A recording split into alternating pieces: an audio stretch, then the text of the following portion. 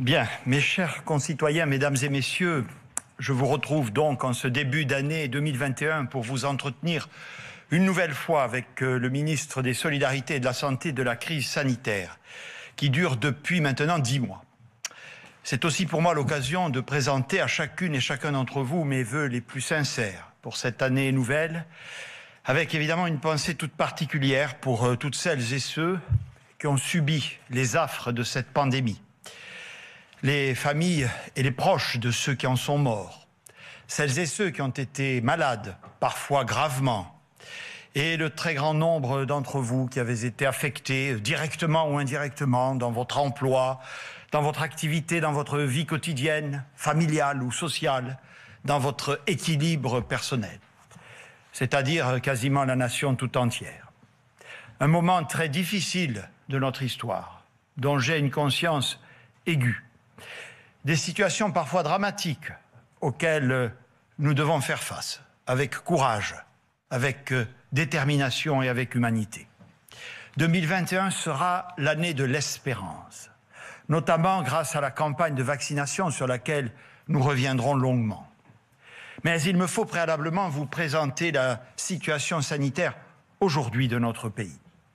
Même si le virus circule légèrement moins en France que chez la plupart de nos voisins, la situation est loin d'être revenue à la normale. Le niveau des contaminations dans notre pays reste élevé. Il a même tendance à progresser depuis la mi-décembre. Nous étions alors en moyenne à 10 000 contaminations par jour. Nous sommes aujourd'hui un peu au-dessus des 15 000 cas quotidiens, soit 3 fois plus que l'objectif, vous vous en souvenez, de 5 000 cas par jour que nous nous étions fixés. Certes, c'est beaucoup moins que les 50 000 cas par jour que nous avions enregistrés fin octobre, au moment du deuxième confinement. Certes, la circulation du virus reste moins active chez nous que dans la plupart de nos voisins européens, où les mesures de confinement ont été renforcées ces dernières semaines et même ces derniers jours. Au Royaume-Uni, le nombre de nouveaux cas explose depuis quelques semaines, avec un taux d'incidence près de 8 fois supérieur au nôtre, les poussant à un reconfinement total jusqu'en mars. La Suisse, qui avait été peu frappée par la première vague, a un taux d'incidence et un taux de mortalité 2 fois supérieur au nôtre. L'Allemagne, qui a un taux de positivité des tests près de 2 fois supérieur à la France, a dû se résoudre à un confinement pour casser cette courbe. Notre situation actuelle est sans nul doute la conséquence des mesures de confinement que nous avons prises au bon moment, dès la fin octobre, et qui ont eu un réel impact avec le couvre-feu. Cela tient certainement aussi au sens des responsabilités dont nous avons fait collectivement preuve au moment des fêtes de fin d'année. Ce n'est toutefois que la semaine prochaine que nous aurons suffisamment de recul pour en apprécier les effets et nous resterons très attentifs à l'évolution dans les jours à venir. Car, je le disais, la situation sanitaire de notre pays n'est pas revenue à la normale. Elle est même devenue plus fragile au cours des dernières semaines. Nous observons ainsi une pression sur notre système hospitalier qui reste très forte. Chaque jour, nous enregistrons près de 2500 nouvelles hospitalisations et plus de 200 admissions en réanimation, soit une personne toutes les 7 minutes. Et cette pression ne s'est pas réduite au cours du dernier mois. Nous sommes toujours à plus de 25 000 personnes hospitalisées, dont 2600 malades en réanimation. Un lit de réanimation sur 2 est occupé par un malade de la Covid. Pour les accueillir, nous devons faire de la place en continuant à déprogrammer des opérations chirurgicales moins urgentes. Il est donc hors de question de désarmer notre système hospitalier. Nous constatons également que la situation se dégrade dans certains territoires plus rapidement qu'ailleurs. C'est le cas dans les régions situées à l'est du pays, ce qui nous a conduit à prendre la semaine dernière des mesures spécifiques dans 15 départements. C'est aussi le cas de certains territoires d'outre-mer, notamment la Guyane. À cela s'ajoute l'inquiétude liée à l'évolution de la situation au Royaume-Uni. La flambée de cas que connaît ce pays, et dont je vous parlais à l'instant, pourrait être due à l'apparition d'une souche variante du virus. Un autre est également apparu en Afrique du Sud. Si ces nouvelles souches virales semblent être encore peu répandues dans notre pays, elles pourraient, selon les connaissances scientifiques encore préliminaires dont nous disposons, être davantage contagieuses. Compte tenu de ces éléments et du degré d'incertitude encore élevé, nous avons immédiatement réagi pour empêcher le plus possible que ces virus ne puissent se propager sur notre territoire. Nous avons décidé le 20 décembre dernier de fermer les frontières avec le Royaume-Uni et cette mesure sera prolongée jusqu'à nouvel ordre. Seules certaines catégories de personnes très précises sont autorisées. Elles doivent obligatoirement présenter un test négatif réalisé sur le territoire britannique pour entrer sur notre territoire.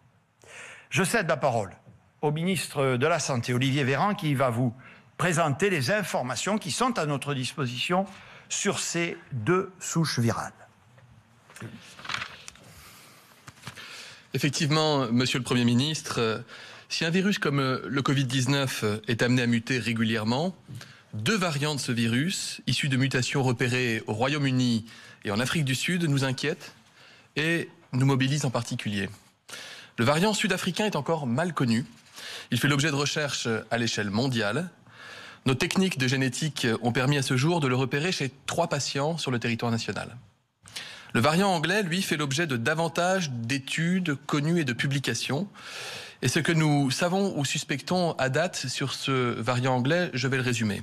D'abord, il est considéré comme plus contagieux, de l'ordre de 40 jusqu'à 70% plus contagieux que le variant que nous connaissons en France. Deuxièmement, en environ 2 mois, il est devenu le variant majoritaire en Angleterre, c'est-à-dire qu'il a pris la place du variant tel que l'Angleterre le connaissait et qui est le variant actuellement en diffusion en France. Troisièmement, parce qu'il est plus contagieux, il est responsable d'une aggravation importante de l'épidémie en Angleterre. Je rappelle par ailleurs que l'Angleterre, comme l'Écosse, ont décidé d'un nouveau confinement. Quatrièmement, il donnerait le même type de symptômes que le variant classique, sans davantage de cas graves.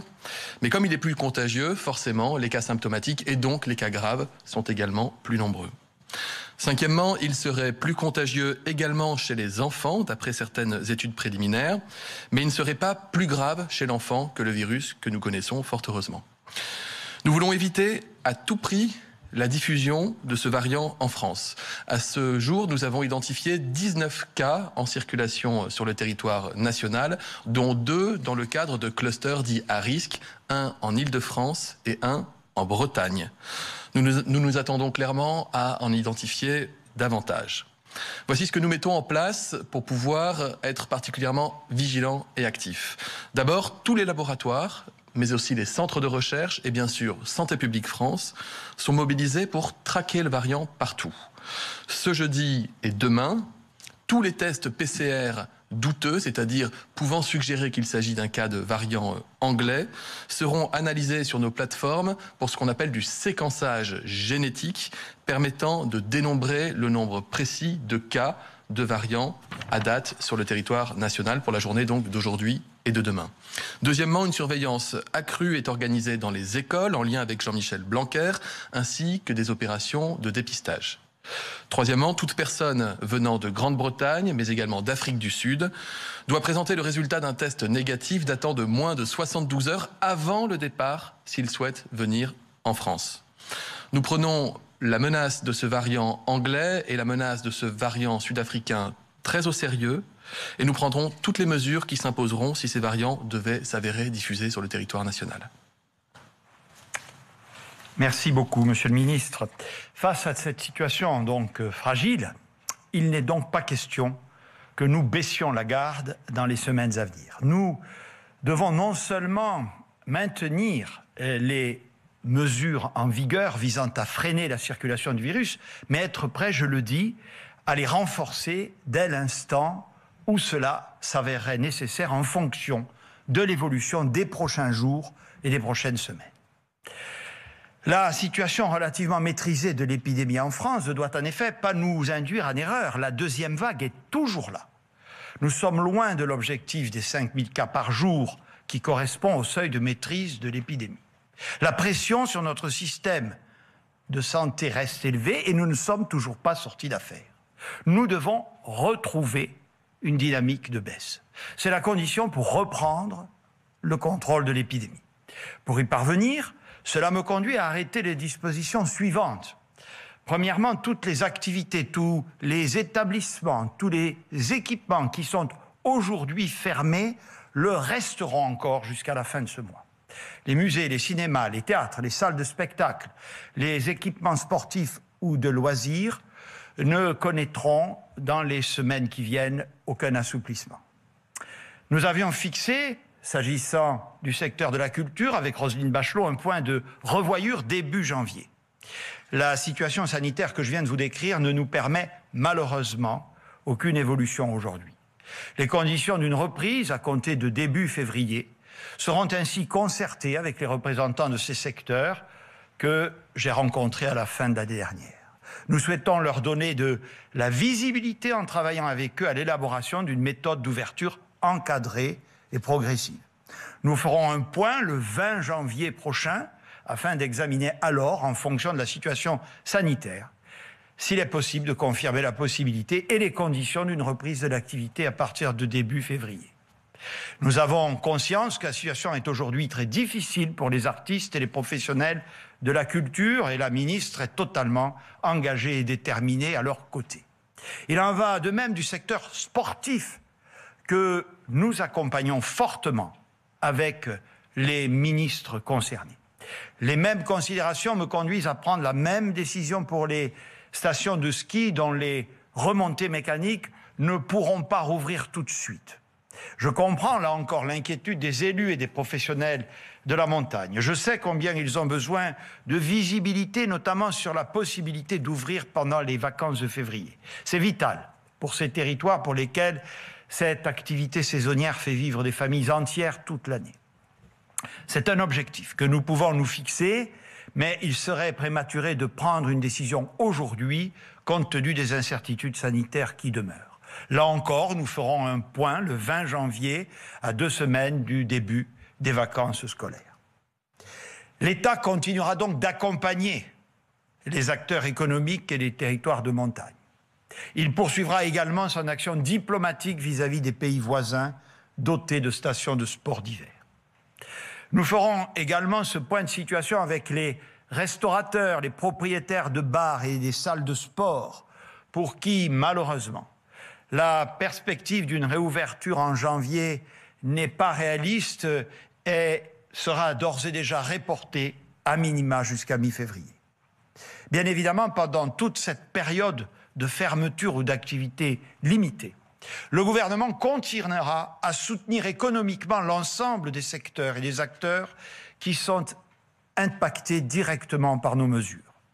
Qu'il s'agisse du recours à l'activité partielle, aux prêts garantis, aux fonds de solidarité rénovés, aux différentes aides sectorielles, tous nos dispositifs seront maintenus dans les mêmes conditions et les ministres compétents seront chargés de rencontrer les filières concernées pour examiner d'éventuels besoins d'accompagnement complémentaire, notamment pour ceux des secteurs qui sont fermés sur une très longue durée. Pour les aides au titre du mois de décembre, le formulaire sera mis en ligne sur le site impôts.gouv.fr dès le 15 janvier. Jusqu'au 20 janvier également, nous prolongeons le régime de couvre-feu à 20 heures. Depuis samedi dernier, je le disais tout à l'heure, il a été avancé à 18 heures dans 15 départements où nous avons observé une reprise particulièrement sensible de la circulation virale, avec un taux d'incidence de plus de 200 cas pour 100 000 habitants. Cette mesure s'appliquera au moins 15 jours. Les derniers chiffres nous amènent à identifier 10 départements supplémentaires, plutôt situés dans l'est de la France, où pourrait également se poser la question d'une mise en œuvre de ce couvre-feu avancé. Comme nous l'avons fait la semaine dernière, les préfets vont conduire très rapidement les concertations nécessaires avec les élus de ces territoires pour bien analyser la situation et en fonction de leur retour, des décisions seront prises d'ici demain soir pour entrer en vigueur à compter de dimanche. L'ensemble des dispositions que je viens d'énoncer sont nécessaires, mais je ne peux exclure que nous ayons à prendre des mesures nationales supplémentaires si nous faisons le constat dans les prochains jours que nous en avons besoin. Je souhaite évidemment que nous puissions l'éviter, mais comme beaucoup de pays qui viennent de prendre de telles mesures récemment, nous devrons réagir vite si nous faisons le constat d'une nouvelle accélération du virus.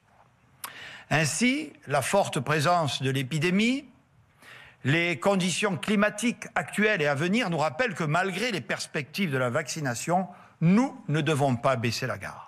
Nous devons maintenir des mesures de freinage, continuer à toujours respecter les mesures barrières. Nous devons également poursuivre et renforcer notre stratégie tester, alerter, protéger.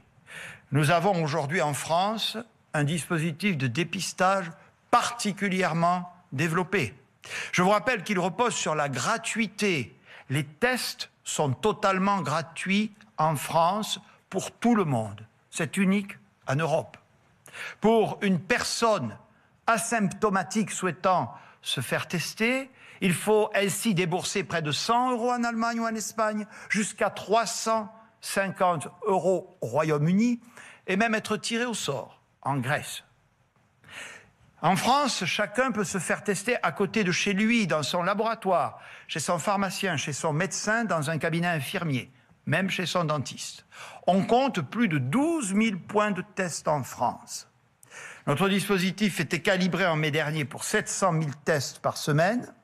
Nous l'avons porté à 1 million par semaine en septembre, 2 millions en novembre, et pendant la semaine précédant Noël, nous avons réalisé 3,5 millions de tests sans augmentation des délais d'attente. C'est plus que tout autre pays en Europe. Depuis mai, nous n'avons pas eu de cesse d'optimiser notre politique de dépistage afin d'améliorer le délai de prise de rendez-vous et de rendu des tests. Nous n'avons jamais caché nos difficultés en septembre dernier, lorsque les délais se sont allongés sous l'effet de l'accélération de la demande. Nous les avons précisément identifiés et y avons apporté des réponses. De telle sorte qu'aujourd'hui, 86% des résultats sont rendus à moins de 24 heures. C'est une réussite dont nous pouvons être fiers et je salue toutes les personnes qui y contribuent au quotidien. D'autres améliorations sont nécessaires pour gagner en efficacité et mieux garantir l'effectivité de l'isolement des personnes positives et de leurs cas contacts. Cela passera par des outils et des moyens nouveaux. À partir du 10 janvier, dès que vous avez des symptômes ou que vous êtes cas contact, il vous suffira de vous inscrire sur le site de l'assurance maladie pour obtenir un arrêt de travail immédiat indemnisé sans jour de carence. L'assurance maladie procédera à un suivi systématique avec 2 à 3 appels téléphoniques sur 7 jours. Chaque personne déclarée positive se verra proposer à compter du 20 janvier une visite à domicile par un infirmier. Mais nous pouvons désormais compter sur une arme encore plus puissante, le vaccin, qui constitue notre principale source d'espoir pour sortir de cette crise. La campagne vaccinale contre la Covid a commencé le 27 décembre dernier et va se poursuivre dans les mois à venir. Elle suscite des attentes qui sont légitimes, mais aussi des interrogations qui le sont tout autant. En revanche, elle a donné lieu ces derniers jours de la part de certains à des propos et des critiques parfois outranciers. Oui, c'est vrai, notre programme de vaccination a démarré plus lentement que dans d'autres pays. Ce décalage s'explique par notre choix de respecter les principes et les priorités qui nous ont été fixés par la Haute Autorité de Santé. Ces principes, ce calendrier, ces priorités avaient été annoncés, partagés, concertés avec les professionnels de santé, avec les associations d'élus, au cours de nombreuses réunions, y compris à mon niveau. Ils vous avaient été présentés ici même le 2 décembre dernier. Ils ont été détaillés devant le Parlement les 15 et 16 décembre. Je souhaite vous en rappeler les fondements et les objectifs. Vous présenter aussi l'organisation que nous avons retenue pour en assurer le déploiement, mais aussi les dispositions que nous avons prises pour en accélérer la mise en œuvre. Car oui, en effet, comme l'a souhaité le président de la République, nous devons gagner du temps et aller plus vite. Premier principe, tous ceux qui le souhaitent doivent pouvoir accéder au vaccin. Le faire sur la base du volontariat, évidemment, de manière gratuite et dans le respect de garanties strictes en matière de recueil du consentement et de surveillance des éventuels effets indésirables. Deuxième élément clé, pour répondre à cet engagement, la France a précommandé plus de 200 millions de vaccins qui nous seront livrés tout au long de l'année 2021. Je vous rappelle que nous avons, avec nos partenaires européens, précommandé depuis juin dernier tous les vaccins les plus prometteurs. Et je veux être clair que c'était le seul mécanisme de nature à garantir le plus grand nombre de doses pour nos concitoyens au vu de la saturation actuelle du marché. Il nous a déjà permis de constituer un portefeuille très large de vaccins en cours de développement. Nous en avons même commandé beaucoup plus que nécessaire. Pourquoi ? Car il est possible que certains de ces vaccins n'obtiennent pas les autorisations ou les obtiennent plus tard qu'annoncé. Cela ne dépend pas de nous et nous avons donc pris des marges de sécurité pour ne pas être en pénurie. La ministre en charge du dossier, Agnès Pannier-Runacher, pourra tout à l'heure répondre à vos questions sur ce sujet. Pour autant, cela signifie que tout le monde ne pourra pas être vacciné tout de suite, en France comme ailleurs. Notre objectif est donc clair, et il l'a toujours été, vacciner en priorité le plus vite possible les 15 millions de personnes âgées et souffrant de pathologies chroniques. Pourquoi eux ? Parce que les premiers vaccins qui arrivent permettent surtout de prévenir, quand on attrape la Covid, de développer une forme grave de la maladie. Cela veut donc dire qu'il faut protéger celles et ceux qui sont les plus à risque d'être hospitalisés, voire de décéder. C'est-à-dire les 15 millions de personnes âgées ou atteintes d'une pathologie chronique. Si nous parvenons à vacciner ces 15 millions de personnes, nous les aurons protégés du risque sanitaire et nous aurons protégé nos hôpitaux. Nous avons bon espoir que d'autres vaccins obtiennent dans les semaines à venir les autorisations nécessaires pour que nous puissions bénéficier de davantage de doses et donc de vacciner davantage de personnes encore d'ici l'été. À très court terme, d'ici fin janvier, les quantités reçues et qui arrivent au cours du mois nous permettront d'être en capacité de vacciner au moins 1 million de personnes, soit le même nombre que nos voisins européens au prorata de notre population. Ce rythme est celui des capacités industrielles qui sont aujourd'hui en forte tension. Nous veillerons à acheminer des doses de vaccins sur l'ensemble du territoire national, y compris dans les départements d'outre-mer. Troisième élément clé, la Haute Autorité de Santé nous a demandé de démarrer la vaccination par les personnes en EHPAD et en unité de soins de longue durée, car ce sont elles qui ont payé le plus lourd tribut à la crise. Si elles ne représentent que 1% de la population, elles représentent un tiers des morts de la Covid. Même si cela est plus long, même si cela est plus difficile d'aller vacciner ces personnes et que cela ne permet pas immédiatement de faire du chiffre, il est indispensable de le faire. Cette première phase est également ouverte aux personnes en situation de handicap vulnérables qui sont hébergées en maison d'accueil spécialisée et en foyer d'accueil médicalisé. C'est un impératif sanitaire et c'est un impératif éthique. Et ce choix des EHPAD explique très largement le démarrage très progressif des premiers jours. Chacun peut en effet entendre qu'on ne recueille pas le consentement d'une personne de 90 ans atteinte de la maladie d'Alzheimer comme on le ferait pour un jeune de 20 ans. Nous voulons faire les choses bien dans le respect de ces personnes, en présence de leurs médecins traitants avec l'accord de leur famille. Ce sont les directeurs d'EHPAD, les professionnels de santé, les associations de patients qui nous ont demandé de leur laisser le temps d'organiser cela. Les vaccinations en EHPAD ont démarré depuis le 27 décembre et s'accéléreront comme prévu dans les prochains jours jusqu'à fin janvier, début février. J'ai demandé à Madame Lasserre, qui est directrice d'un EHPAD à Paris, de venir nous présenter, vous expliquer la manière dont se passe concrètement la préparation d'un EHPAD à la vaccination. Merci, Madame.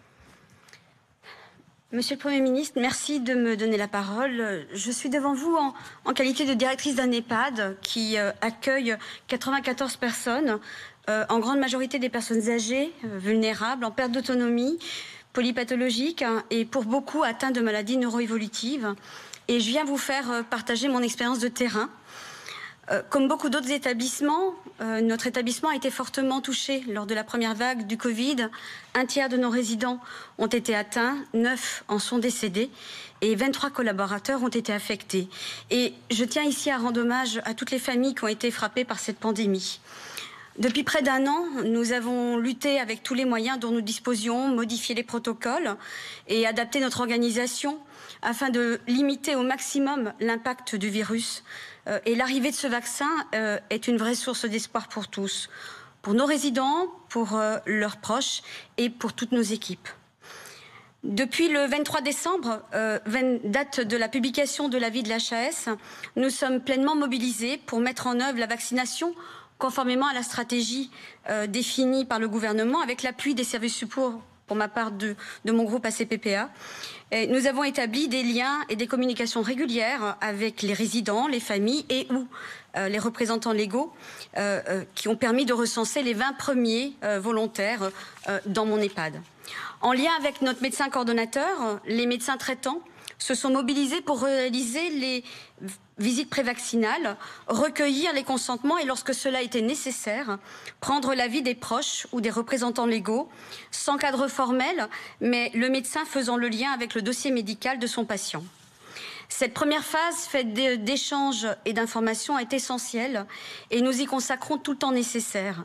Elle se déroule dans le respect des personnes que nous accueillons, celui de leurs droits et selon le principe déontologique du libre choix. Cette temporalité nous permet de mener cette campagne dans un climat empreint de confiance et de sérénité. En amont, ces temps d'échange entre résidents, familles et soignants s'avèrent importants et très positifs et je peux témoigner que souvent ils permettent de lever les doutes et d'évacuer les inquiétudes. Ainsi, une de nos résidentes, par exemple, était totalement réfractaire à la vaccination dans un premier temps et elle s'y rallie après un cheminement au cours duquel elle a pu poser toutes les questions nécessaires à une prise de décision éclairée. Elle a également pu partager ce temps de réflexion avec sa famille. Sur ce point, il est à noter que beaucoup de familles nous contactent spontanément par téléphone ou par courriel pour mieux s'informer et pour nous faire part de leurs souhaits. En lien avec l'Agence régionale de santé et la PHP, l'acheminement des doses de vaccins sera organisé avec la coopération de notre pharmacienne d'officine de ville, ce qui permet de garantir le strict respect des protocoles et de la chaîne du froid. De même, comme dans cette première phase pilote, nos résidents qui le souhaitent seront vaccinés par groupe de 5. Ils bénéficieront d'une surveillance rapprochée pendant une trentaine de minutes autour d'un papotage et dans un esprit de convivialité néanmoins. Et compte tenu de la fragilité plus grande de certains, l'équipe médicale et paramédicale restera vigilante et assurera un accompagnement ainsi qu'une attention renforcée pendant 48 heures. À ce jour, les 20 premiers résidents qui ont été vaccinés lors de la première phase pilote le 30 décembre dernier se portent parfaitement bien. Tous ont exprimé leur satisfaction du déroulé de l'événement, ainsi que des modalités de suivi. Et ils sont désormais nos meilleurs ambassadeurs. Leurs témoignages rassurants ont été de nature à encourager le passage à l'acte de nombreux de nos co-résidents. Et aujourd'hui, 30 résidents ont déjà passé une visite médicale et ont fait part de leur souhait de recevoir ce vaccin le 18 janvier prochain. Par ailleurs, nos collaborateurs sont également de plus en plus nombreux à avoir donné leur accord. Comme les 7000 autres EHPAD de France, on va poursuivre cette campagne qui, pour nous, est porteuse vraiment de tant d'espoir et nous sommes prêts. Merci beaucoup, madame. Comment, comme le président de la République nous l'a demandé, aller encore plus vite? Il ne s'agit pas de modifier, comme je l'ai entendu ici ou là, notre stratégie. Mais il s'agit par tout moyen d'anticiper, d'optimiser, de simplifier sa mise en œuvre et son déploiement. C'est pourquoi nous avons décidé d'avancer ce que nous appelons la phase 2 de notre stratégie vaccinale, après les EHPAD, qui ne devait démarrer qu'en février, et cela dans 3 directions. Première évolution, les professionnels de santé et les aides à domicile de plus de 50 ans peuvent se faire vacciner depuis lundi. Au total, ce sont déjà plus de 45 000 personnes qui ont été vaccinées au cours des 5 derniers jours. Deuxième évolution, les personnes de plus de 75 ans pourront se faire vacciner à partir de lundi 18 janvier. Ces vaccinations se dérouleront dans des centres de vaccination. Un centre par département a déjà été ouvert, donc 100 sur le territoire. À partir de lundi prochain, il y en aura 300, puis 600, progressivement jusqu'à la fin du mois de janvier. J'ai par ailleurs décidé que le déploiement de la stratégie vaccinale dans les territoires s'effectuera selon les principes suivants. Les directeurs généraux des ARS et les préfets de région sont les garants du déploiement de la stratégie vaccinale, de sa transparence et du respect de ses règles éthiques. Les préfets de département, avec l'appui des délégués territoriaux de l'ARS, seront les patrons. Un pilote par département des opérations logistiques de vaccination. Ils impliqueront le maximum de professionnels de santé dans le cadre des structures existantes, médecins, infirmiers, pharmaciens, que ces derniers soient libéraux ou en établissement avec mobilisation possible des retraités. Ils travailleront avec les élus locaux, les maires en particulier, parce que c'est un sujet de proximité. Et les présidents d'agglomération, sièges des centres de vaccination, tous ces élus qui ont, et je les en remercie pour beaucoup, fait d'ores et déjà acte de candidature pour contribuer à cette formidable opération. Évidemment, les organisations retenues pourront varier selon les départements et les territoires. Je fais confiance aux acteurs des territoires. Parallèlement, nous simplifions les démarches. Les différentes étapes qui avaient été prévues pour les personnes très vulnérables à EHPAD et que vous a rappelé Madame la directrice, et en décembre, quand nous avions encore peu de recul sur le vaccin, seront allégées pour les populations moins fragiles. Où se faire vacciner? Comment prendre rendez-vous? Quelles sont les démarches à entreprendre? Le ministre de la Santé va maintenant vous donner davantage de précisions.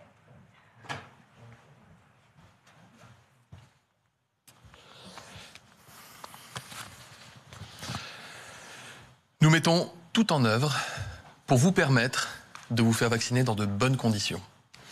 Il y a 48 heures, j'ai annoncé que nous disposions désormais de suffisamment de garanties, retours d'expérience, mais aussi recommandations pour pouvoir amplifier, accélérer et simplifier notre stratégie vaccinale. Les retours d'expérience, ce sont ces millions d'humains désormais vaccinés de par le monde. Le vaccin est sûr. Les effets indésirables graves sont extrêmement rares. On nous dit, d'après les premières remontées, mais qui sont consolidées jour après jour, de l'ordre d'environ 1 patient pour 100 000 vaccinés. Ce sont des événements de nature essentiellement allergique et qui interviennent chez des personnes qui sont par ailleurs connues pour être très allergiques, même sans contexte de vaccination, au point que le plus souvent, elles ne sortent pas de chez elles sans avoir un kit d'adrénaline sur elles. Les garanties, ce sont les circuits logistiques qui ont montré qu'ils étaient pleinement opérationnels et qui font que dans chaque département, des vaccins ont été ou sont livrés. Les recommandations, ce sont les autorités scientifiques et sanitaires qui nous disent que nous pouvons anticiper la vaccination des publics prioritaires au-delà des seuls résidents âgés en établissement collectif. Après 48 heures, voici donc nos premiers résultats. Je disais amplifier et accélérer. Nous avons accéléré le rythme de livraison de nombreux EHPAD dans de nombreux territoires. Nous avons initié la vaccination des soignants, des pompiers, des aides à domicile, âgés de 50 ans et plus ou porteurs de ce qu'on appelle les comorbidités, c'est-à-dire des maladies qui les exposent à des risques de forme grave. Nous ouvrons également avec Sophie Cluzel la vaccination aux personnes handicapées qui vivent en établissement spécialisé, mais aussi au personnel qui y travaillent s'ils sont âgés de 50 ans ou plus ou s'ils sont eux-mêmes porteurs de comorbidités. Ensuite, nous avons multiplié par près de 4 le nombre d'hôpitaux livrés en vaccins. Nous avons ouvert au moins un centre de vaccination par département et même plusieurs centres dans bon nombre de départements.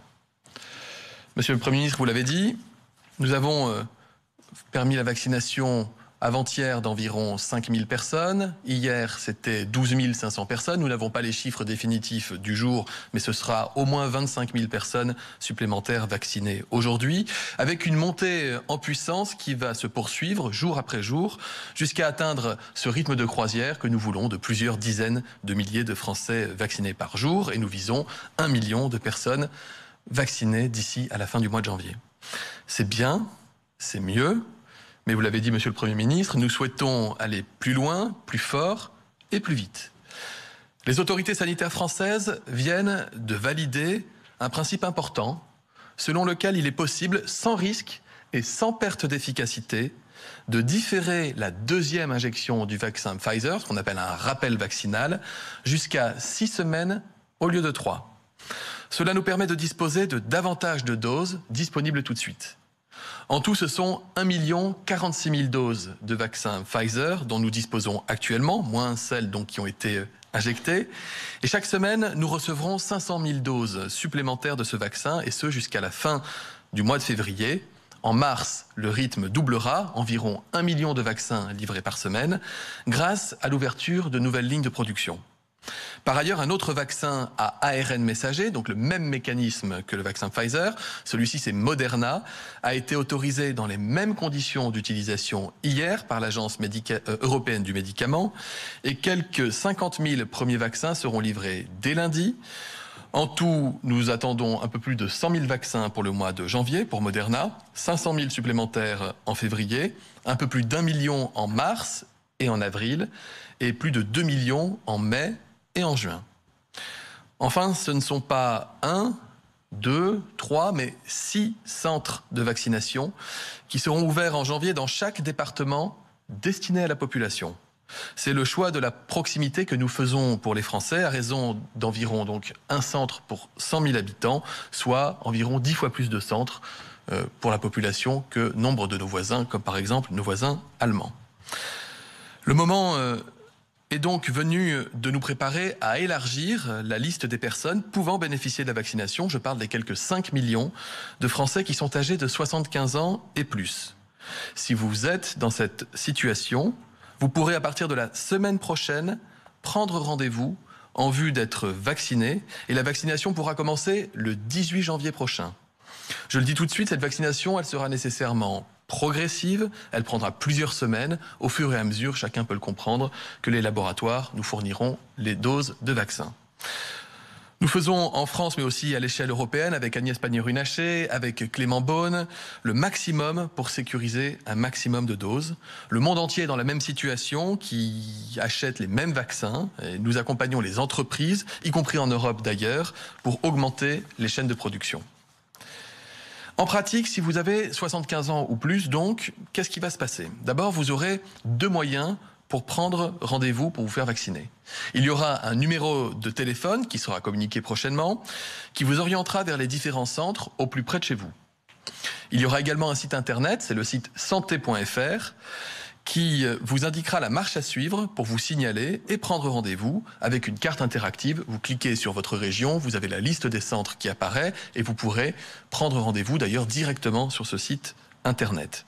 Nous voulons donner accès à cette ligne téléphonique et au site internet le jeudi prochain, 14 janvier. Ces 2 moyens de prise de rendez-vous seront progressivement enrichis à mesure que les centres de vaccination seront ouverts en supplémentaire et équipés en vaccins. Je remercie d'ailleurs les ARS, les préfectures, les élus locaux, les soignants qui se mobilisent pour ouvrir et faire fonctionner ces centres. Chaque commune, évidemment, de notre territoire national n'aura pas son propre centre. Ce serait incohérent vu le nombre de doses et de personnes à vacciner. La répartition départementale, elle est décidée en concertation avec les services de l'État dans le cadre de cellules territoriales. Amplifier, accélérer. Et je disais aussi simplifier. J'y viens. Mais d'abord, je voudrais revenir sur un certain nombre d'incompréhensions ou de contre-vérités qui ont pu circuler ces derniers jours. Non, il n'a jamais été question d'exiger un consentement écrit pour se faire vacciner. Le consentement n'a pas plus de valeur en droit que le consentement qu'il soit écrit ou qu'il soit oral. Ce qui est exigé, c'est qu'une personne qui va se faire vacciner, elle ait reçu, comme pour tout acte médical, une information claire, loyale et appropriée, et évidemment qu'elle ne s'oppose pas à la vaccination. Ce n'est par définition pas le cas d'une personne âgée de 75 ans qui prendrait rendez-vous pour aller se faire vacciner dans un centre. Mais pour une personne âgée vulnérable, et Madame la directrice d'EHPAD, vous l'avez très bien dit tout à l'heure, qui n'est pas forcément en capacité d'exprimer d'ailleurs sa propre volonté, il faut s'assurer qu'elle ne s'y oppose pas ou prendre le temps de consulter la personne référente ou la famille. Non, il n'a jamais été question de recueillir un consentement 5 jours avant de vacciner. Ce que nous demandons aux EHPAD, c'est d'indiquer le nombre de doses que nous devons envoyer dans cet EHPAD le jour J. Imaginez une seconde qu'on envoie 100 doses de vaccin dans un EHPAD où il y a 100 résidents. Et que le jour J de la vaccination, il n'y ait que 40 personnes qui acceptent ou qui soient en état de se faire vacciner. Ce serait 60 doses de perdues, et là, ce serait inexcusable. En pratique, chaque EHPAD connaît sa date de livraison en vaccin et nous leur demandons de faire remonter leurs besoins précis quelques jours avant que nous intervenions. La vaccination en EHPAD a commencé progressivement, elle va prendre de l'ampleur dès la semaine prochaine dans plusieurs régions, France entière à compter de la semaine suivante. C'est un délai qui correspondait, vous l'avez très bien dit, à la demande initiale des établissements pour personnes âgées et nous travaillons d'arrache-pied avec Brigitte Bourguignon, ministre déléguée en charge de l'autonomie. En revanche, le recul dont nous disposons désormais nous permet, c'est vrai, de simplifier le parcours de la personne vaccinée sans rien rogner sur la sécurité et sur la qualité. Le Conseil d'orientation pour la stratégie vaccinale, qui est présidé par le professeur Alain Fischer, nous y encourage. Voici donc en pratique comment cela va se passer. Si vous avez 75 ans ou plus, vous êtes d'abord libre, si vous le souhaitez, d'aller consulter votre médecin pour lui poser toutes vos questions, vérifier l'absence de contre-indication, mais ce n'est pas une obligation. Vous pouvez le faire, mais vous n'y êtes pas obligé. Vous vous inscrivez donc par téléphone ou sur le site santé.fr. Vous réservez votre créneau dans le centre le plus proche de chez vous. Sur place, un médecin, ou tout autre soignant d'ailleurs, vous posera quelques questions ou vous fera même remplir un auto-questionnaire très simple qui visera juste à vérifier que vous pouvez être vacciné normalement et dans de bonnes conditions. Quelques questions, je les résume. Avez-vous eu le Covid au cours des 3 derniers mois? Avez-vous été vacciné contre la grippe au cours des 3 dernières semaines? Souffrez-vous d'allergies graves? Avez-vous de la fièvre ou d'autres symptômes? Prenez-vous certains traitements particuliers à signaler au cas où? Êtes-vous enceinte? On est d'accord, il y a peu de risques après 75 ans, mais je voudrais être exhaustif. Si vous le souhaitez, vous pourrez voir un médecin, puisqu'il y aura toujours un médecin présent sur le centre où vous serez vacciné.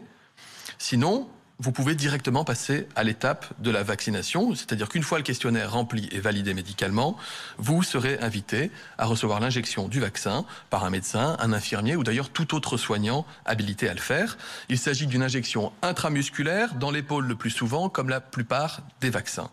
À l'issue de l'injection, vous serez amené à rester environ 15 minutes sur place, par mesure de sécurité, et ensuite vous pourrez rentrer chez vous. Vous serez vacciné, il restera à faire la même chose entre 3 et 6 semaines après la première injection et vous serez donc protégé contre les formes graves du Covid. Ce que je viens de décrire, c'est ce qui va rythmer notre campagne de vaccination au cours des 2 prochains mois. Une fois encore, nous ferons le maximum pour répondre au maximum de demandes le plus vite possible. Ensuite, il y a une autre phase de la vaccination, ou plutôt 2 autres phases d'ailleurs, qui démarreront. D'abord, l'ouverture aux 65 ans et plus, c'est-à-dire 7 millions de Français supplémentaires. C'est lorsque nous aurons suffisamment protégé les personnes les plus fragiles, les plus vulnérables, donc les personnes âgées de 75 ans et plus. Et puis, il y aura surtout l'arrivée d'autres vaccins au fonctionnement différent, qui auront évidemment eux aussi été validés, parce qu'ils seront jugés sûrs et efficaces. Nous espérons ces vaccins avant le mois de mars. Pour certains d'entre eux, nous disposerons de grandes quantités qui permettront d'aller bien plus vite et de protéger un maximum de Français. Ces vaccins, en plus, ils ne sont pas à conserver à moins 80 degrés ni à moins 20 degrés. Ils pourront être réalisés en ville directement auprès de vos soignants. Je rappelle à titre d'exemple que cette année, pour la campagne grippale, ce sont 1,5 million de doses de vaccins contre la grippe qui ont été écoulées en moins de 24 heures. Il m'est difficile de fixer ici un nombre de Français qui seront vaccinés à coup sûr avant l'été. Vous le comprendrez, puisque ça dépend de la validation en bonne et due forme de ces vaccins. Et que nous ne pouvons pas le savoir tant que ces vaccins n'ont pas été validés. Mais je vous confirme qu'en tout état de cause, nous avons commandé 78 millions de doses qui sont normalement livrées avant l'été, entre les 5 principaux vaccins, c'est-à-dire les 2 qui existent déjà, et les 3 autres dont nous espérons qu'ils le seront. Et évidemment, c'est suspendu au fait qu'ils soient validés. Chaque jour, nous publierons le nombre de vaccinations quotidiennes et cumulées. Un système d'information permet aux soignants de faire remonter tous ces chiffres au quotidien. Il est opérationnel depuis lundi. Il nécessite encore quelques jours pour monter en puissance. Vous comprendrez que quand on demande aux soignants d'ouvrir des centres de vaccination, d'ouvrir des lignes de vaccination, de mobiliser les soignants pour qu'ils se fassent vacciner, il est compliqué d'exiger d'eux que tous les jours, à la bonne heure, ils fassent remonter les données. Mais ce sera le cas très rapidement et vous aurez un accès libre à ces informations, évidemment. Pour l'heure, nous demandons aux agences régionales de santé de nous faire remonter chaque soir le nombre de vaccinations qui ont été réalisées et ce sont les chiffres que nous vous avons communiqués avec le Premier ministre. Pour conclure, j'ai conscience de l'impatience légitime de ceux qui parmi vous ont hâte de se faire vacciner, de tous ceux qui voient aussi dans le vaccin une chance de reprendre le cours normal de leur vie, retrouver leur emploi, leur université, leur salle de sport, le théâtre. Ce ne sont pas 6 jours qui font une différence face à la pandémie, ni quelques dizaines de milliers de vaccinés. Ce qui fera la différence, c'est notre engagement collectif dans cette reprise en main par l'homme d'un environnement qui était devenu défavorable. Faites-vous vacciner, aidez vos proches à se faire vacciner, réalisez la chance que la science nous offre. Le moment que nous vivons est historique, il connaîtra ses hauts, peut-être ses bas, ses grands moments d'engouement collectif, peut-être ses phases d'incompréhension, comme par exemple si nous devions manquer quelques jours de vaccin entre 2 ravitaillements. Mais à la fin, en nous vaccinant, nous sauverons des vies et nous retrouverons la nôtre. Je le redis, nous mettons tout en œuvre pour vous permettre de vous faire vacciner dans de bonnes conditions. Merci, Monsieur le ministre de la Santé. Vous l'avez compris, le déploiement de la vaccination dessine une perspective claire de pouvoir sortir progressivement de cette crise sanitaire à l'échéance, nous l'espérons tous, de l'été prochain. Pour autant, nous allons devoir vivre avec ce virus encore plusieurs mois. Nous ne baisserons donc pas la garde sur les gestes barrières, les tests ou encore les mesures de freinage. Ce serait irresponsable. Mais la vaccination est devenue la priorité numéro 1 de l'action du gouvernement. Nous sommes tous convaincus que c'est la vaccination la plus large, la plus massive et la plus rapide qui nous permettra de sortir de la crise. Ne confondons pas, néanmoins, vitesse et précipitation. Les choses doivent être faites dans le plus grand sérieux et le plus grand respect des personnes les plus fragiles. Car nous avons besoin de l'adhésion de tous. Alors j'en appelle à la sérénité. Je demande que cessent les polémiques stériles qui n'apportent rien, sinon que d'inquiéter inutilement nos concitoyens, déjà fatigués et à fleur de peau, du fait de la durée et de l'ampleur de cette crise inédite. On ne peut pas, alors que le match vient de commencer et qu'il durera plusieurs mois, prétendre dès les premières minutes, que dis-je, dès les premières secondes, qu'il est déjà perdu. Bien au contraire, nous relèverons ensemble le pari de la vaccination et nous surmonterons ce défi historique. Nous voulons à la fois permettre l'exercice d'un véritable droit à la vaccination, certes organisée en fonction de priorités sanitaires, et convaincre le maximum d'entre vous, précisément parce que nous avons pris toutes les garanties éthiques et médicales de se faire vacciner. Se faire vacciner, c'est se protéger soi-même, mais c'est aussi protéger les autres. Montrons que nous sommes une nation solidaire, une nation généreuse. J'en appelle une nouvelle fois à notre sens des responsabilités individuelles et collectives. Mes chers concitoyens, une phase nouvelle de la lutte contre la pandémie s'est ouverte. Il s'agit d'un défi humain et logistique considérable et inédit qui nécessite patience et détermination, et je ne doute pas de notre succès collectif. Je m'en tiens, mesdames et messieurs, à votre disposition.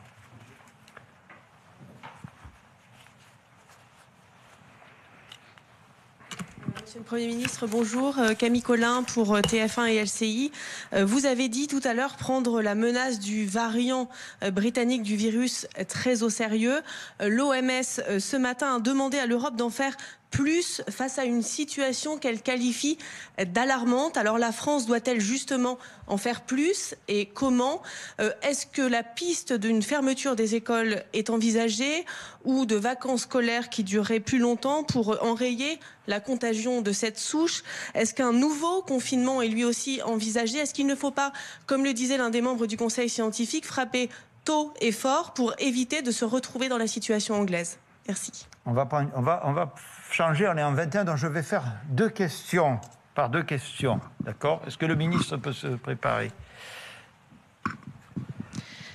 Bonsoir, Monsieur le Premier ministre. Bonsoir. Julia Van Elst pour BFM TV.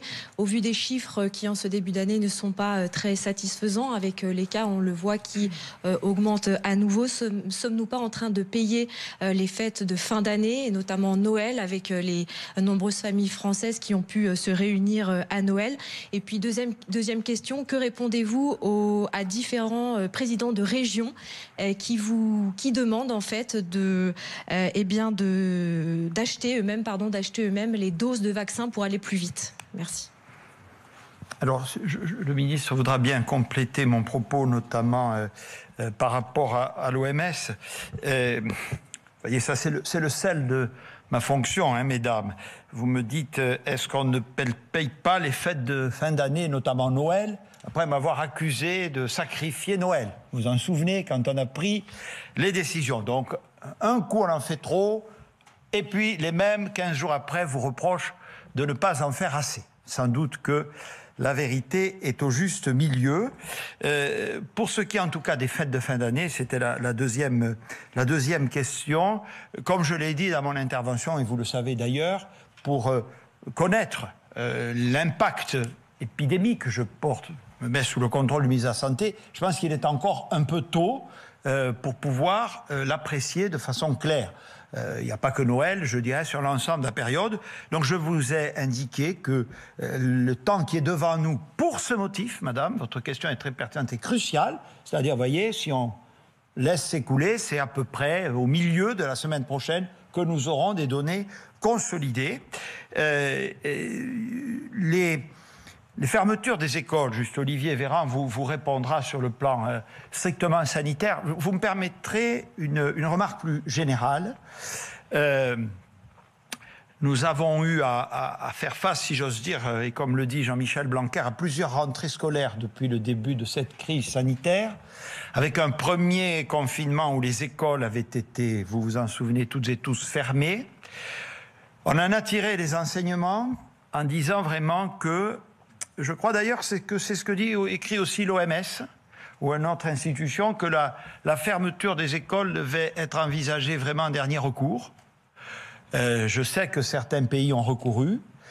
Ma position est qu'effectivement, il faut vraiment que la situation sanitaire soit gravissime pour fermer les écoles, car nous savons que les conséquences, y compris sanitaires, de la fermeture des écoles sont absolument dramatiques. J'observe d'ailleurs, nous suivons tous les jours, la situation des clusters, des contaminations dans les écoles, dans les collèges, dans les lycées, qui, je vous rappelle, ont déjà vu leur fonctionnement allégé avant les vacances de Noël. Nous suivons tous les jours cette situation, et la dernière rentrée s'est réalisée de façon tout à fait, je le dis, satisfaisante. Par rapport à ce qui se passe en Grande-Bretagne, décision a été prise, dès que nous avons eu les premières données, de renforcer la surveillance épidémiologique et les tests dans les écoles, et le ministre aura l'occasion de vous présenter la montée en charge de cette politique de dépistage dans les écoles, en particulier dans les lycées, qui est déjà, comme je le disais, très élevée. Je termine en vous répondant sur les présidents de région. Je veux dire, toutes les bonnes volontés sont bienvenues, il n'y a aucun sujet. Simplement, la fourniture de doses vaccinales, vous le savez, fait l'objet de très fortes tensions au niveau mondial. Notez bien, je parle sous le contrôle expert de Mme Pannier-Runacher, que les doses qui sont livrées maintenant ont été commandées ou pré-réservées il y a de très nombreux mois. Et que là, nous discutons de doses supplémentaires parce que nous cherchons, nous aussi, à accroître les commandes. Et les réponses qui nous sont faites sont plutôt pour le 4e trimestre de l'année 2021. Donc je ne suis pas certain que les régions ou d'autres organismes, s'agissant de grosses commandes d'État, qui sont, vous le savez, coordonnées au sein de l'Union européenne par un certain nombre de pays, je ne suis pas certain donc que cette excellente intention, louable, des régions puisse se concrétiser à court terme. Monsieur le ministre de la Santé. Vous avez fait une réponse exhaustive, Monsieur le Premier ministre.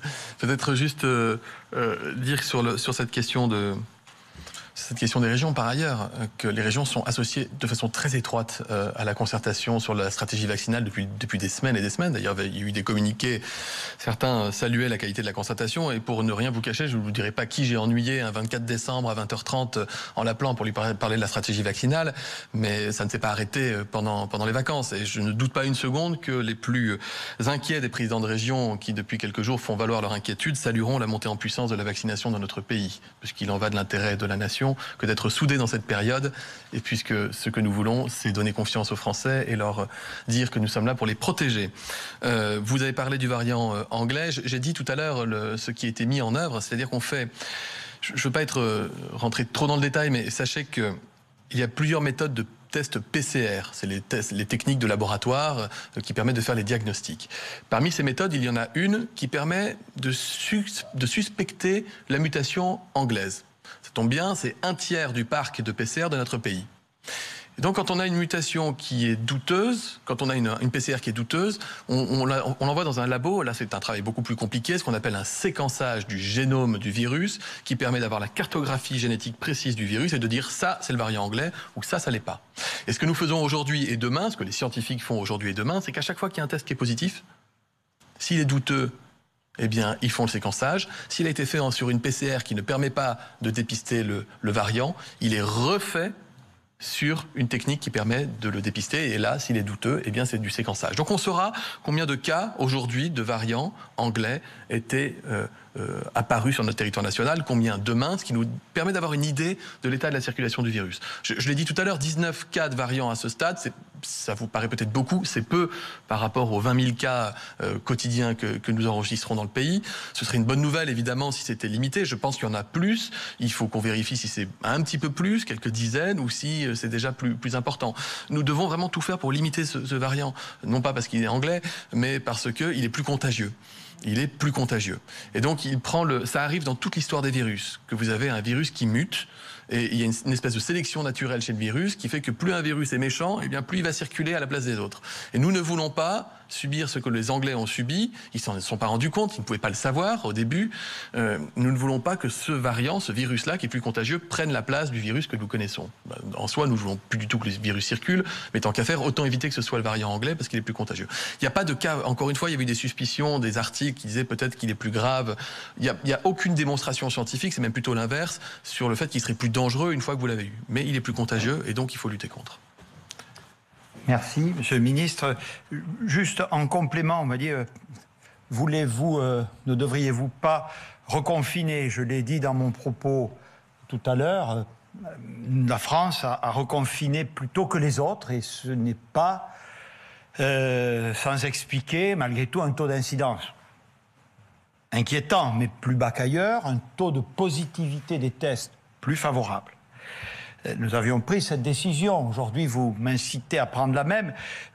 Je rappelle, reconfiner, par exemple, ça veut dire fermer les commerces qui ne vendent pas des produits de première nécessité. Je n'ai pas souvenir d'avoir, à l'époque, reçu de chaleureuses félicitations pour avoir pris cette décision douloureuse qu'aujourd'hui, vous sembleriez m'inciter à décider. Ce qui me conduit à vous dire que nous avons par ailleurs, je ne l'ai peut-être pas assez cité dans mon propos, sollicité les organismes scientifiques pour évaluer un autre outil qui est le couvre-feu, que nous avons, je l'ai rappelé, étendu dans son amplitude horaire à un certain nombre de départements, 15 à ce jour et 25 à partir de dimanche, pour voir dans quelle mesure ce levier, si vous me passez cette expression, est efficace par rapport au confinement pour lutter contre la pandémie et faire reculer le taux d'incidence. Je vous écoute. Monsieur le Premier ministre, bonjour. Thierry Curtet, France 2. Bonjour. Certains maires, certains élus qui souhaitent prendre des initiatives, comme par exemple ouvrir des centres de vaccination, se plaignent d'avoir à faire un véritable millefeuille administratif et d'avoir jusqu'à plus d'une quinzaine d'interlocuteurs dans les différentes administrations publiques. Est-ce que c'est pas là l'une des raisons qui explique qu'on soit dans un certain nombre de blocages? Est-ce que vous allez simplifier ces démarches? Et puis deuxième question, un certain nombre d'informations, peut-être des rumeurs qui n'ont pas forcément été vérifiées. Je vous pose la question. Font état d'un certain nombre de pays européens qui cherchent et qui essayent d'acheter en parallèle un certain nombre de doses vaccinales. Est-ce que c'est le cas? Est-ce que vous avez des informations à ce sujet? Alors on va faire une par une, donc ça va me donner l'occasion de faire venir, je vous remercie de votre élégance, monsieur, de faire venir Mme Pannier-Runacher au pupitre, puisque vous avez posé une question sur les approvisionnements en Europe. Moi je réponds directement à la question sur les maires, parce que vous comprendrez que c'est un sujet que j'affectionne particulièrement. Donc on est bien d'accord, la priorité là, du jour, du début, comme on l'a toujours dit, c'est les EHPAD. Alors des maires peuvent être, j'en fus, président d'établissements hébergeant des EHPAD. Bien, mais là c'est un circuit très dédié, un centre de vaccination, en tout cas je suppose que c'est votre question, c'est quelque chose où les gens se rendent. On ne va pas faire sortir les résidents des EHPAD pour aller dans des centres de vaccination, il faut aller vers eux. Donc on est déjà dans une étape ultérieure que j'ai longuement évoquée, puisque j'ai parlé de ces centres de vaccination, et je vous confirme, pour à nouveau les saluer, que beaucoup de maires se portent candidats pour épauler l'État, et c'est très heureux dans le déploiement de la vaccination. Donc, on leur répond, on travaille avec eux, et je pense avoir été très clair, monsieur, je le répète, peut-être en écho à vos interrogations, ou en tout cas à celles que vous relayez, le patron du déploiement de la stratégie vaccinale au nom de l'État, avec l'Agence régionale de santé, c'est le préfet de département. Il y a un pilote dans l'avion. Et vous savez, j'ai souvent parlé du couple maire-préfet, c'est pas la première fois. Les maires, ils connaissent le préfet de leur département, ce sont des gens pragmatiques qui savent faire. On fait le pari de la confiance, ils vont travailler ensemble et vous verrez progressivement. Alors évidemment, je vous fais toute confiance là-dessus. Ici ou là, il y aura sûrement un loupé, un raté. Ça, je ne doute pas que nous pourrons le corriger, car il ne sera pas passé sous silence. Ça, c'est la certitude que j'ai. Madame la ministre. Merci beaucoup, Monsieur le Premier ministre. Peut-être remettre en perspective comment se sont déroulés ces achats de doses vaccinales au niveau européen. Les quantités dont on parle, que ce soit pour Moderna, pour Pfizer, pour Sanofi, puisqu'on a parlé aussi de ce vaccin, pour Janssen et pour AstraZeneca, ont été sécurisées entre juin et septembre. Les quantités. C'est-à-dire que dans chaque cas, il y a eu des préaccords qui ensuite ont donné lieu à des contrats plus longs, dont lesquels un certain nombre de clauses étaient discutées, mais les quantités, elles ont été verrouillées il y a entre 6 et même 7 et 5 mois. Et c'est ces quantités aujourd'hui qui sont livrées avec des capacités industrielles, que vous disiez sous forte tension, je peux même considérer qu'elles sont saturées. Et notre travail consiste à faire en sorte d'accompagner la montée en puissance de ces capacités industrielles, mais un transfert technologique d'un laboratoire pharmaceutique vers un sous-traitant, ça prend 12 mois à 18 mois en temps normal. Donc nous sommes face à une prouesse industrielle où, de manière générale, chacun pousse les plus gros sites de son pays pour pouvoir fabriquer le maximum de doses. Donc, ce qui est négocié aujourd'hui, c'est-à-dire les nouveaux apports, comme l'a dit Monsieur le Premier ministre, ce sont des quantités qui arriveront au deuxième semestre, voire en fin de deuxième semestre, pour des raisons évidentes de montée en puissance des capacités industrielles. Et au niveau européen, je ne lis pas dans le marc de café, je ne sais pas ce qui se passe dans l'arrière-boutique de chacun des États. Mais tels que sont conçus les contrats, il n'est pas matériellement possible de livrer à la fois les contrats actuels et de donner des doses en plus. C'est pas de la boulangerie et des baguettes que nous fabriquons, c'est des vaccins. Et donc, ça demande un minimum d'homologation de site, de transfert technologique, de conditions rigoureuses de montée en puissance. Et encore une fois, je crois qu'il faut saluer l'exploit industriel qui a été réalisé après l'exploit de recherche et développement par les différents laboratoires pharmaceutiques. Et comme vous l'avez vu, ils courent tous aussi vite que possible. Et nous, notre travail, c'est de faire en sorte qu'on fabrique. Et je voulais signaler qu'il y a 3 sites en France qui vont fabriquer des vaccins dans les prochaines semaines. Donc, ils sont en train de monter en puissance. Recipharm pour le vaccin Moderna, Delpharm pour le vaccin BioNTech. Et si le vaccin CureVac est effectivement validé, Fareva produira ce vaccin au-delà, effectivement, des sites de Sanofi. Il faut peut-être ajouter, monsieur, que notre position est très claire. Le président de la République l'a rappelé. Dans le cadre de cette organisation et de cette discipline européenne, nous entendons respecter parce qu'elle a permis d'avoir des précommandes en quantité très élevée et à des prix satisfaisants. Si des doses vaccinales se trouvent être disponibles, l'instruction est claire, la France achètera tout de suite. D'accord ? Peut-être une précision, effectivement, c'est-à-dire que il y a un moment où chaque pays est réinterrogé sur voulez-vous prendre votre quota populationnel ou pas ? Et donc, vous avez des pays qui ont décidé de ne pas nécessairement prendre la totalité de leur quota populationnel pour des raisons qui leur appartiennent, notamment des soucis de logistique, notamment des soucis de distribution, peu importe, des soucis budgétaires, peu importe. Et dans ce cas-là, les doses sont remises en jeu et chacun des pays ont la capacité à redemander des doses. Donc c'est comme ça que ça se passe et ça peut expliquer que vous n'ayez pas toujours une réplication linéaire du populationnel, mais parce qu'il y a un premier tour et un deuxième tour et que certains pays ont renoncé à prendre des doses. Monsieur Morel. Madame et Monsieur le Premier ministre, je voulais justement vous interroger sur ce sujet. Est-ce à dire donc qu'il n'y aura pas nécessité de transférer, en tout cas d'inciter les industriels à donner des licences à d'autres industriels? Et en vous écoutant, est-ce que ces vaccins seront donc, vous dites, fabriqués en France, pas nécessairement envoyés du pays producteur? Enfin, il faudrait peut-être préciser. Et Monsieur le Premier ministre, je voulais vous poser une question vraiment beaucoup plus générale. Est-ce que vous n'avez pas le sentiment que la polémique que nous avons connue sur la vaccination a peut-être incité ou nous a peut-être fait prendre conscience que les Français avaient finalement envie de se faire vacciner, que c'était peut-être un grand changement psychologique que nous découvrons chez nos compatriotes? Mais en fait, la question principale était d'abord... Oui, parce que c'est à chaque fois qu'il y a des polémiques, on suscite des envies, c'est effectivement très heureux. Madame la ministre. Oui, alors... Dans la négociation que nous avons menée avec les laboratoires pharmaceutiques, nous avons veillé à ce qu'il y ait des chaînes de production en Europe.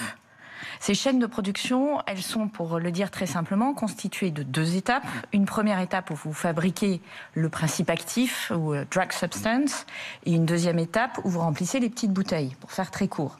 Ces 2 étapes nécessitent une déshomologation de chacun des laboratoires qui les produisent.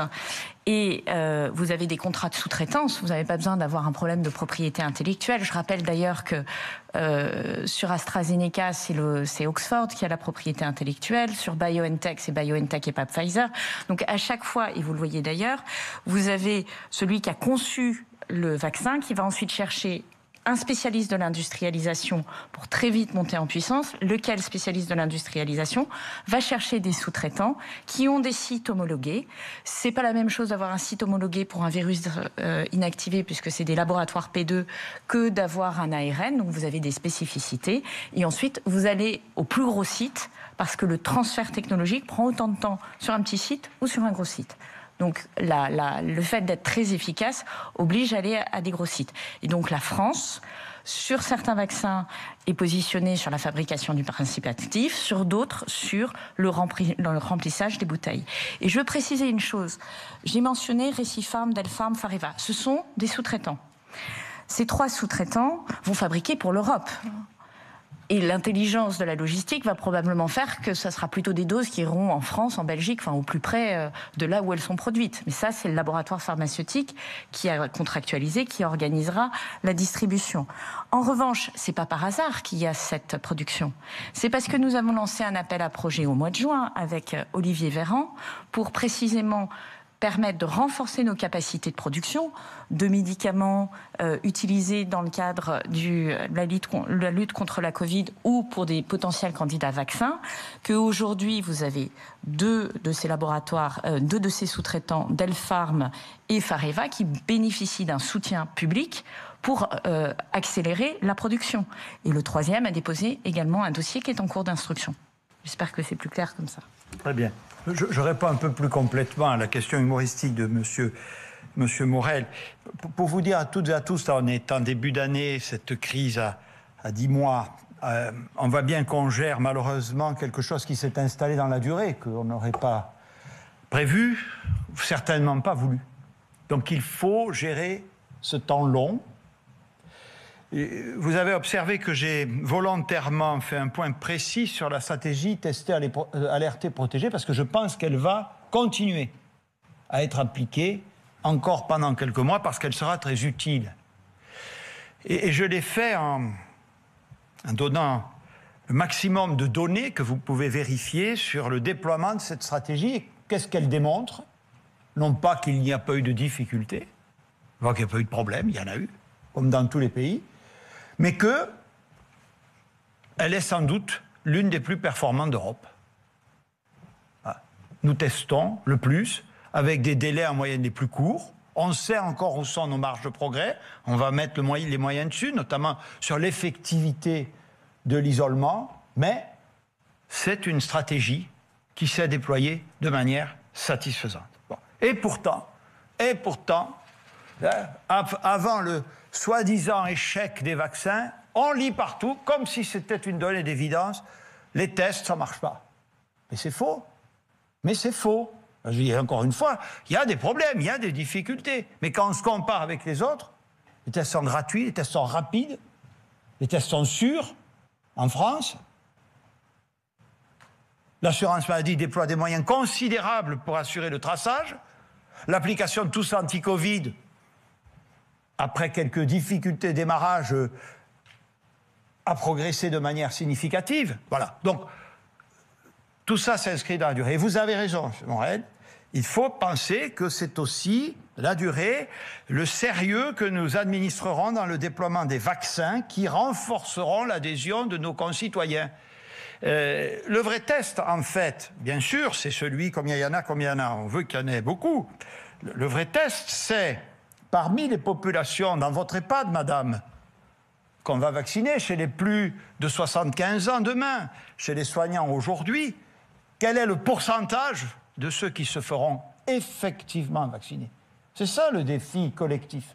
C'est ça le défi collectif. Bon.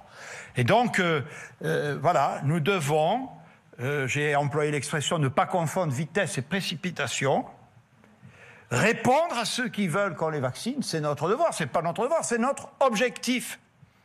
Mais aussi, parce qu'on ne fait pas les choses n'importe comment, parce qu'on ne froisse pas le consentement des gens, parce qu'on respecte les considérations éthiques, susciter le plus d'adhésion possible.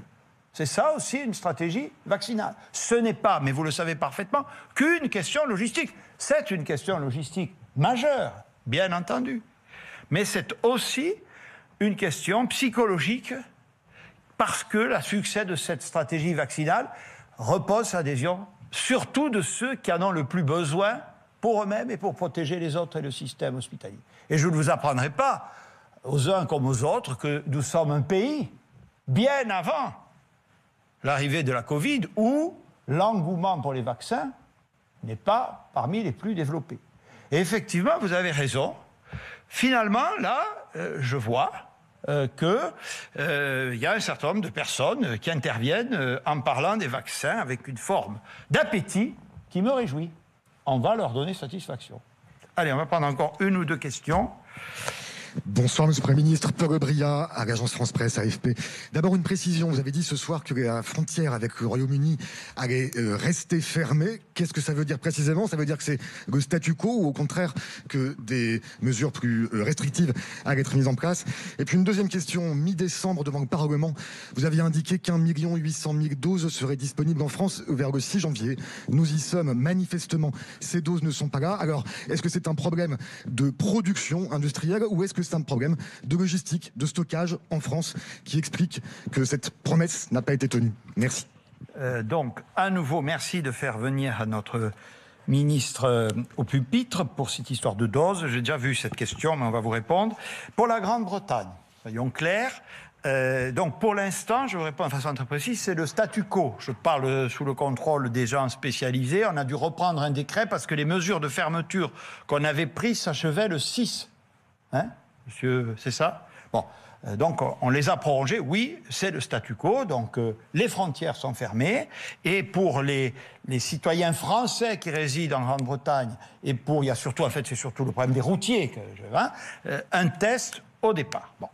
Le président de la République, nous devons lui faire rapport, a demandé à ce que soient bien évaluées les modalités d'application de ces dispositions, de mesurer aussi, c'était le sens d'intervention du ministre de la Santé, l'impact des informations scientifiques que nous disposons au fur et à mesure, chaque jour davantage, sur ce virus mutant. Là aussi, je parle sous son contrôle, qu'un avis du Conseil scientifique sur ce sujet précis est attendu pour le début de la semaine prochaine, mardi, je crois. Et donc, nous pourrions être amenés à prendre des mesures, soyons clairs, certainement pas d'allègement du dispositif. Certainement pas. Alors, sur les fameux 1,8 million de doses, Madame la Ministre.